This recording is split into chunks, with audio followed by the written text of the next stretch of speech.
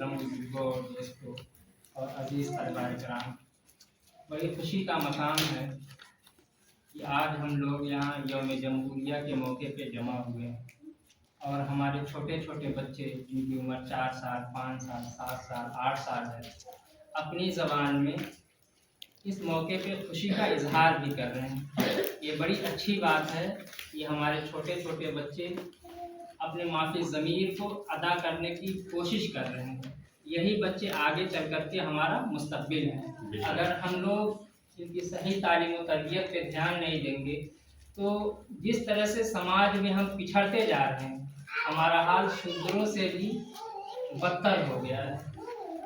वजह सिर्फ और सिर्फ ये है कि हम तालीम पे फोकस नहीं किए। तालीम ऐसी चीज़ है कि जब वो किसी मुआशरे के अंदर आ जाती है तो उसको बहुत ऊपर तक मकाम पे ले जाती है, और जब तालीम का ग्राफ डाउन होते जाता है, नीचे होते जाता है, तो बड़ी कौमें भी छोटी कौमों में तब्दील हो जाती हैं।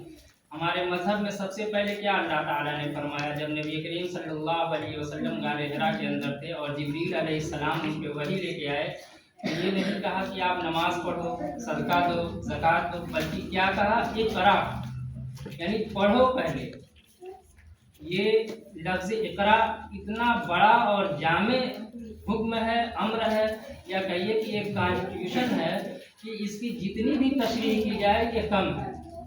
इसीलिए तमाम दुनिया के मुफक्किरीन, मुहद्दिसीन, सारे लोगों का इस पे इत्तेफाक है, शायद ही किसी को इख्तलाफ हो कि तालीम दुनिया की सबसे कीमती और सबसे जामे चीज़ है, सबसे बड़ी चीज़ है।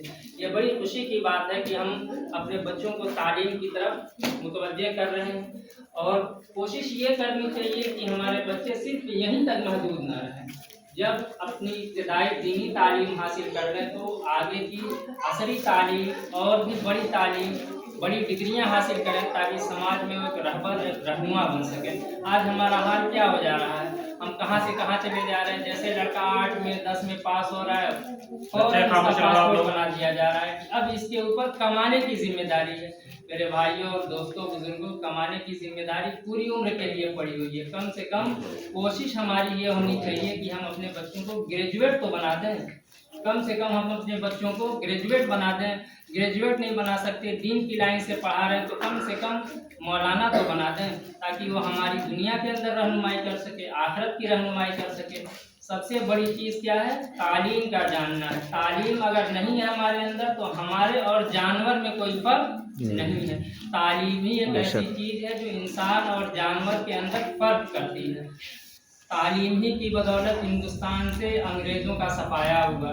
तालीम ही की बदौलत हमारे मुल्क ने एक ऐसा कानून मुरत्तब किया जो दुनिया के तमाम कवानीन के ऊपर फाइज है। दुनिया के तमाम कवानीन इस कानून से, मुल्क हिंदुस्तान के कानून से इस्तेफादा करते हैं। यहाँ से बहुत सारी चीज़ें अपने कानून में बढ़ाते हैं, देखते हैं, समझते हैं, क्योंकि हिंदुस्तान का कानून जिन लोगों ने बनाया वो पूरी दुनिया के क्रीम लोग थे। उनका दिमाग पूरी दुनिया के क्रीम लोगों का दिमाग था। डॉक्टर भीमराव अम्बेडकर शूद्र बिरादरी से आते हैं, लेकिन एजुकेशन और तालीम ने उनको इतना पावरफुल बना दिया कि कॉन्स्टिट्यूशन क्लब कमेटी जो बनाई गई, जो यहाँ हिंदुस्तान का संविधान बनाया गया, उसके वो सदर बनाए गए, उस कमेटी के सदर बनाए गए। सोचिए आज आप देख रहे हैं शूद्रों की क्या हालत है, सोचिए उस ज़माने में क्या हालत रही होगी। लेकिन उनका एजुकेशन पावर इतना ज़्यादा था, तालीम उनकी इतनी ज़्यादा थी कि न चाहते हुए भी यहाँ की ऊंची जातियों को उनको अपना रहबर मुंतखब करना पड़ा। उनको मजबूरन कहना पड़ा कि भाई आप ही इस कमेटी के सदर रहिए, क्योंकि आपका तालीम, आपकी पावर, नॉलेज